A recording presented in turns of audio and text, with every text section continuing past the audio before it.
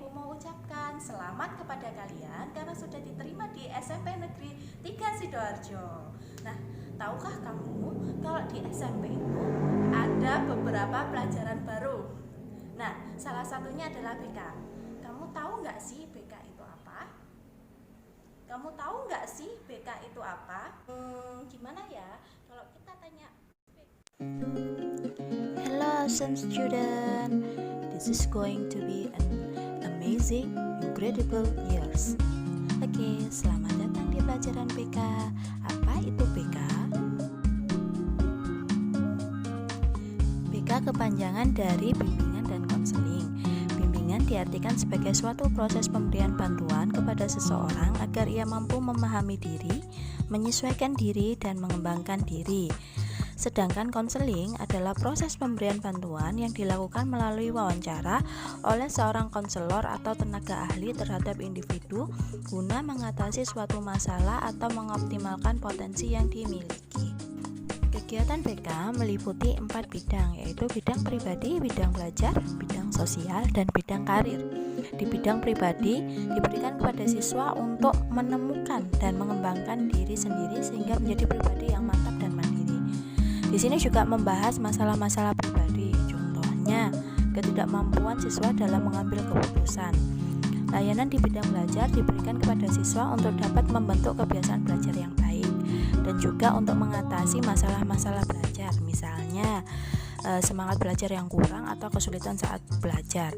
Layanan di bidang sosial diberikan untuk mengenal lingkungannya sehingga siswa mampu bersosialisasi dengan baik dan menjadi pribadi yang bertanggung jawab.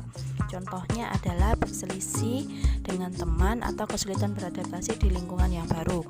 Layanan di bidang karir diberikan kepada siswa untuk merencanakan dan mengembangkan masa depan. Hal ini berkaitan dengan dunia pendidikan dan dunia kerja, misalnya pemilihan jurusan yang tepat di sekolah lanjutan. Jenis layanan bimbingan konseling mencakup 7 aspek, yaitu layanan orientasi. Layanan ini diberikan kepada siswa untuk dapat lebih mengenal lingkungan sekolah yang baru dimasuki. 2. Layanan informasi. Layanan yang diberikan kepada siswa guna memberikan informasi kepada siswa tentang berbagai hal yang diperlukan untuk tugas dan kegiatan sekolah. 3. Layanan penempatan penyaluran. Membantu dalam menempatkan siswa pada bagian yang sesuai dengan bakat dan minatnya. 4. Layanan pembelajaran. Membantu siswa mengembangkan sikap dan kebiasaan belajar yang efektif dan penuh makna. Layanan konseling individu merupakan layanan konseling yang diberikan kepada individu dalam rangka pemecahan masalah pribadi dan bertujuan untuk memaksimalkan potensi diri agar dapat hidup mandiri, sehingga dia mampu menyesuaikan diri dengan lingkungan sekitar. Yang keenam, layanan konseling kelompok. Layanan ini diberikan secara berkelompok pada kelompok yang memiliki masalah yang sama dalam rangka pemecahan secara bersama-sama. Yang ketujuh, layanan bimbingan kelompok.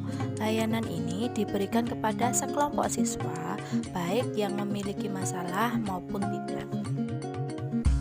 Fungsi BK secara umum itu terbagi menjadi 4, yaitu fungsi pencegahan atau preventif, yaitu pemberian bantuan kepada siswa sebelum ia menghadapi persoalan. Kedua, fungsi pengembangan atau development, yaitu proses pemberian bantuan kepada siswa agar ia mampu mengembangkan diri secara optimal. 3. Fungsi penyembuhan atau kuratif, yaitu bantuan yang diberikan kepada siswa pada saat ia mengalami masalah. Yang keempat, fungsi pemeliharaan atau treatment, yaitu bantuan yang diberikan kepada siswa untuk menjaga dan membangun kesehatan mental. Ada beberapa anggapan yang salah tentang BK. Yang pertama, BK dianggap sebagai polisi sekolah. Banyak siswa yang beranggapan bahwa BK adalah polisi sekolah atau bagian keamanan dan penegak peraturan sekolah. Padahal, tugas BK sesungguhnya hanya membantu siswa untuk menemukan solusi dari suatu permasalahan yang dihadapinya. 2. BK tempat bagi anak nakal. Sebagian besar anak-anak nakal atau anak-anak pelanggar aturan sekolah memang datang ke BK. Namun, BK adalah tempat bagi semua siswa. Semua siswa berhak untuk datang ke BK untuk mendapatkan layanan. 3. BK dianggap sebagai penyembuh dan hasilnya instan. Faktanya, dibutuhkan kerjasama baik dari siswa, orang tua, maupun guru lainnya agar proses bimbingan dan konseling yang dilakukan dapat mencapai hasil yang diinginkan atau yang telah disepakati bersama. Oke anak-anak, itu tadi sekilas penjelasan Ibu tentang BK. Semoga bisa dipahami ya. Jika ada pertanyaan, jangan lupa untuk langsung bertanya dengan menuliskan komentar di bawah ya. Terima kasih sudah menyaksikan. Semoga tahun-tahun belajar ke depan di SMP ini menyenangkan. Assalamualaikum warahmatullahi wabarakatuh.